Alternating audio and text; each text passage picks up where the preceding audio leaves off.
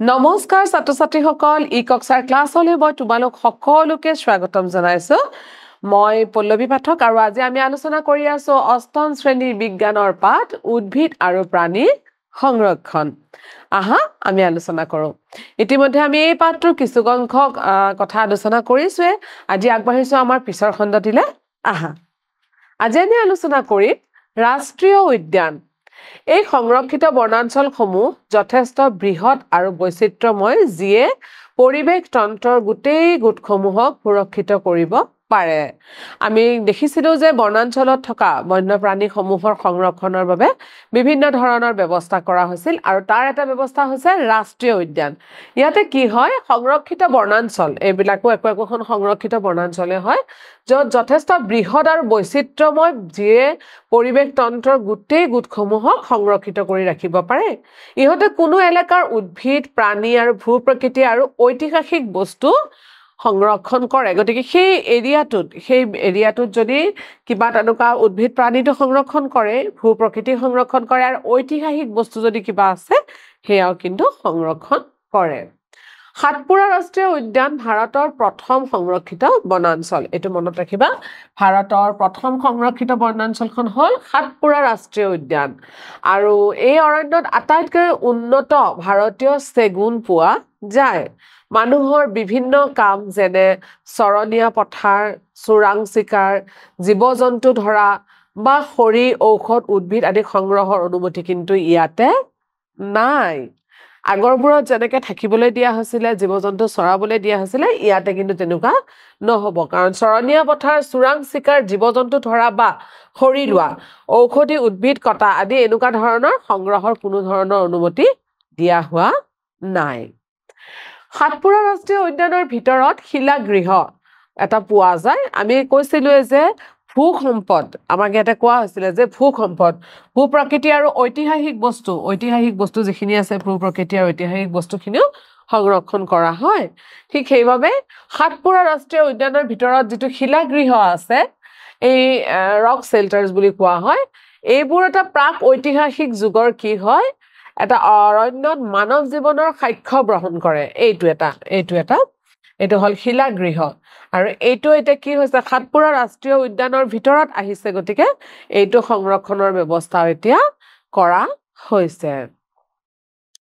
ব্যাঘ্ৰ প্ৰকল্পনো কি আমি আলোচনা কৰো আহা ভাৰতত বাঘক সুৰক্ষা দিবলৈ চৰকাৰে 1972 চনতে প্ৰজেক্ট টাইগাৰ আৰম্ভ কৰিছিল আৰু এই প্ৰকল্পৰ উদ্দেশ্য আছিল দেশত বাঘৰ জনসংখ্যাৰ অস্তিত্ব আৰু ৰক্ষণাবেক্ষণ নিশ্চিত কৰা আমাৰ অৰণ্যৰ পৰা লাহে লাহে নোহোৱা হৈ যোৱা বহু প্ৰজাতিৰ ভিতৰত বাঘ এটা হৈছে অন্যতম গতিকে আমাৰ অৰণ্যবোৰৰ পৰা যিবোৰ জীৱ এতিয়া লাহে লাহে নোহোৱা হৈ গৈ আছে তাৰ ভিতৰত কিন্তু বাঘো অন্যতম গতিকে বাঘটোক বচাবৰ কাৰণে আমাৰ কি হৈছে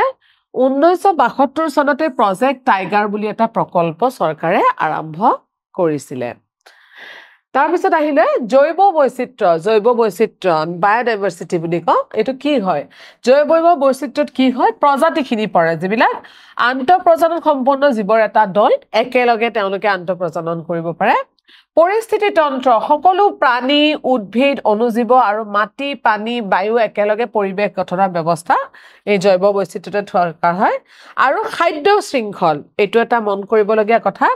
ইটোৱে সিটোৰ ওপৰত নিৰ্ভৰ কৰি জীৱ এটা শৃংখল যেটো উৎপাদকৰ জীৱৰ পৰা আৰম্ভ হয় বিয়োগকাৰী প্ৰজাতিলৈকে শেষ হয় আৰু এই গোটেইখিনি মিলি পেলাই আমাৰ কি হয় জৈৱ বৈচিত্ৰ্যটো গঠন হৈছে ঠিক একেধৰণে দুৰ্বল প্ৰজাতি যিবোৰ প্ৰজাতি নোহোৱা হ'বলৈ ওলাইছে অথবা প্ৰায় বিলুপ্ত প্ৰায় হৈছে মানে নোহোৱা হৈছে লাহে লাহে কমি প্ৰায় নোহোৱা হৈছে সেইটো হ'ল দুৰ্বল প্ৰজাতি সংকটজনকভাৱে বিপন্ন বিলুপ্তিৰ সৰ্বাধিক আশংকা থকা প্ৰজাতি এইটো এটা বিলুপ্ত হ'ব খোজা প্ৰজাতি বিপন্ন প্ৰজাতি বিলুপ্তিৰ অধিক আশংকা থকা প্ৰজাতি আৰু বিলুপ্ত প্ৰজাতি মানে যিবোৰ প্ৰজাতি নোহোৱা হৈ গৈছে এই জৈৱ বৈচিত্ৰ্যত কিন্তু এই প্ৰজাতিবোৰো সোমাইছে দুৰ্বল প্ৰজাতি সংকটজনকভাৱে বিপন্ন প্ৰজাতি আৰু বিলুপ্ত প্ৰজাতি এইবোৰ মিলিও জৈৱ বৈচিত্ৰ্যটো আমাৰ হৈছে এইবাৰ আহিছে আমি ৰেড ডাটা বুকখন কি হয় ৰেড ডাটা বুক হৈছে সকলো বিপন্ন প্ৰাণী আৰু উদ্ভিদৰ তথ্য সমৃদ্ধ এখন কিতাপ আমাৰ যিমানবোৰ বিপন্ন প্ৰাণী আৰু উদ্ভিদ আছে এই গোটেইবোৰৰ তথ্য থকা কিতাপখনৰ নাম হ'ল দ্য ৰেড ডেটা বুক আৰু ৰেড ডেটা বুক আন্তঃৰাষ্ট্ৰীয় পৰ্যায়ত IUCNৰ দ্বাৰা ৰক্ষণাবেক্ষণ কৰা হয় মনত ৰাখিবা পৰিভ্ৰমণ প্ৰব্ৰজন বুলিলে বহুতো প্ৰাণীয়ে গ্ৰহণ কৰা নিয়মীয়া ঋতুভিত্তিক যাত্ৰা বুজায় পৰিভ্ৰমণটো কি হয় পৰিভ্ৰমী চৰাইবোৰে বহুদূৰ অঞ্চলৰ পৰা প্ৰত্যেক বছৰে একটা নিৰ্দিষ্ট সময়ত জলবায়ুৰ পৰিৱৰ্তন হোৱা বাবে উৰি আহে আৰু এয়া আমাৰ জনাবলৈ পাই ভাল লাগে যে ভাৰতবৰ্ষতো যথেষ্ট সংখ্যক পৰিভ্ৰমী চৰাই এটা বিশেষ সময়ত এটা বিশেষ ঋতুত অহা দেখা যায় আৰু আমাৰ অসমখনো ইয়াৰ ব্যতিক্ৰম নহয় অসমলৈও বহু সংখ্যক পৰিভ্ৰমী চৰাই অহা দেখা যায় প্ৰাকৃতিক আৱাসস্থলীত শীতৰ প্ৰকোপ বৃদ্ধি হয় অনুকূল পৰিৱেশ নোহোৱা হোৱাত সিহঁতে কণী পাৰিবৰ বাবে দূৰলৈ উৰি আহে অৰ্থাৎ এই চৰাইবোৰ বহু হাজাৰ কিলোমিটাৰ দূৰৰ পৰা উৰি আহে অন্য দেশৰ পৰা উৰি আহে কাৰণ সেই তেওঁলোকৰ যিটো আৱাসস্থলী আছে তেওঁলোকৰ প্ৰাকৃতিক আৱাসস্থলী যিটো আছে তাত যেতিয়া শীতৰ প্ৰকোপ বৃদ্ধি হয় তেতিয়া তেওঁলোকে সেই পৰিৱেশত তেওঁলোকে নিজকে ৰাখিবলৈ অসুবিধা হয় বাবে অন্য ঠাইলৈ য'ত গৰম আছে তালে তেওঁলোকে উৰি গুচি আহে আৰু তাত কি কৰে আহি পেলাই তেওঁলোকে কণী পাৰে আৰু পোৱালি জন্ম দিয়ে আন এখন ভূমিত উপনীত হ'বলৈ দীঘলীয়া দূৰত্ব অতিক্ৰম কৰা চৰাইবোৰকে কি বুলি কোৱা হয় পৰিভ্ৰমী চৰাই আৰু ইংৰাজীত আমি কি বুলি কওঁ মাইগ্ৰেটৰী বাৰ্ডছ বুলি কওঁ এই পৰিভ্ৰমী চৰাই বুলি জনা যায় বিভিন্ন ধৰণৰ পৰিভ্ৰমী চৰাই আমি আমাৰ চাৰিওকাষে দেখা পাওঁ নহয় জানো এতিয়া আহিলো আমি কাগজৰ বিষয়ে অৰণ্যৰ আন এক উপাদান হ'ল কাগজ যেটো আমাৰ বাবে কাগজ অবিহনে আমি জীয়াই থকাটো অসম্ভৱ নহয় জানো কাগজ আমাক সকলোকে লাগিব কিন্তু সোৱা কাগজ যে আমি ব্যৱহাৰ কৰো আমি প্ৰত্যেককে আমাৰ বিদ্যালয়বোৰত প্ৰতিগৰাকী ছাত্ৰ ছাত্ৰীকে আমাৰ কিতাপ আকাৰত দিয়া হয়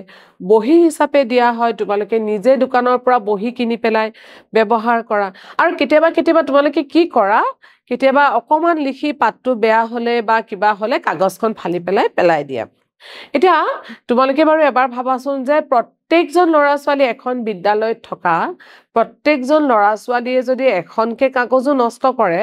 আৰু আমি ধৰি ললো এখন বিদ্যালয়ত 500 গৰাকী ছাত্ৰ ছাত্ৰী আছে আৰু 500 গৰাকী ছাত্ৰ ছাত্ৰীয়ে যদি প্ৰত্যেকই যদি এখনকে পাতো নষ্ট কৰে এদিনত তেওঁলোকে কিমান পাত নষ্ট কৰিব 500খন পাত নষ্ট কৰিব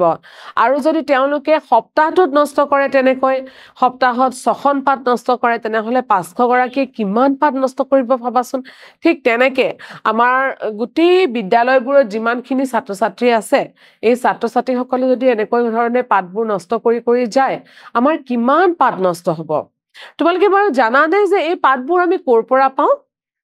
তোমালোকে সকলোৱে নিশ্চয় জানা যে আমি পাতবোৰ উদ্ভিদৰ পৰা পাওঁ এটা উদ্ভিদৰ পৰা যে আমি পাতবোৰ আহৰণ কৰো তাৰ কাৰণে আমি চাওহাচোন কিমান পৰিমাণৰ উদ্ভিদৰ প্ৰয়োজন হয় 1 টন কাগজ বনাবলৈ 17টা সম্পূৰ্ণ মানে 17 জোপা ডাঙৰ সম্পূৰ্ণ ডাঙৰ গছৰ প্ৰয়োজন হয় গতিকে আমি যদি প্ৰত্যেককে এখনকেও পাত কাটি নষ্ট কৰি পেলাও তেনেহলে এনেকুৱা ধৰণৰ কিমান জোপা গছ এনেই নষ্ট হৈছে এয়া আমি ভাবিব লগা কথা নহয় নে নিশ্চয়কৈ হয় তোমালোকেও ভাবিবা আৰু আগলৈ কাগজ ব্যৱহাৰ কৰোতে সাৱধান হ'বা কাগজ ব্যৱহাৰৰ বাবে 5ৰ পৰা 7 বাৰ পুনৰ ব্যৱহাৰ কৰিব পাৰিম আমি ব্যৱহৃত কাগজ সংৰক্ষণ পুনৰ ব্যৱহাৰ আৰু পুনৰ ব্যৱহাৰ কৰা উচিত আমি বিভিন্ন কামত ব্যৱহাৰ কৰিব পাৰো নহয় জানো এবাৰ লিখা কাগজখন আমি বিভিন্ন কামত ব্যৱহাৰ কৰিব পাৰো গতিকে কাগজখন পেলাই বা পুৰি নিদি পেলাই আমি অন্য কামতো ব্যৱহাৰ কৰিব পাৰো পুনৰ বননীকৰণ নিৰ্বননীকৰণৰ উত্তৰ হ'ল পুনৰ বননীকৰণ মানে পুনৰ বননীকৰণ মানে হ'ল নতুন বৃক্ষ ৰোপণৰ দ্বাৰা ধ্বংস হোৱা বনাঞ্চলসমূহ পুনৰ গছ-গছনিৰে সমৃদ্ধ কৰা এটোকে কি বুলি কয় পুনৰ বননীকৰণ বুলি কয় এটো কেনেকে হয় সাধাৰণতে ৰোপণ কৰা গছবোৰৰ অঞ্চলত বনাঞ্চলত আগতে থকা গছৰ সৈতে একে প্ৰজাতি হোৱা উচিত প্ৰাকৃতিকভাৱেও পুনৰ বননীকৰণ কৰা হয় ধ্বংসপ্ৰাপ্ত বনাঞ্চল একোখন কোনো ধৰণৰ ব্যৱহাৰ নকৰাকৈ যদি পেলাই থোৱা হয় তেনেহলে ই পুনৰ নিজেই ঠন ধৰি উঠে তাৰ লগতে ভাৰতত আমাৰ হাতত বনাঞ্চলৰ সংৰক্ষণ আইন আছে আৰু এই আইনখনৰ লক্ষ্য হৈছে প্ৰাকৃতিক বনাঞ্চল কি কৰিব লাগে সংৰক্ষণ কৰিব লাগে এবাৰ আমি আহিছো ৰাষ্ট্ৰীয় উদ্যান আমাৰ ইয়াতে ৰাষ্ট্ৰীয় উদ্যান অসমৰ ৰাষ্ট্ৰীয় উদ্যান কেইখনমানৰ নাম দিয়া আছে অকমান মন কৰিবা কাজিৰঙা ৰাষ্ট্ৰীয় উদ্যান মানাহ ৰাষ্ট্ৰীয় উদ্যান ডিব্ৰু-চৈখোৱা ৰাষ্ট্ৰীয় উদ্যান নামেৰি ৰাষ্ট্ৰীয় উদ্যান ৰাজীৱ গান্ধী উৰাং ৰাষ্ট্ৰীয় উদ্যান দিহিং পাটকাই আৰু ৰায়মনা আৰু ইয়াতে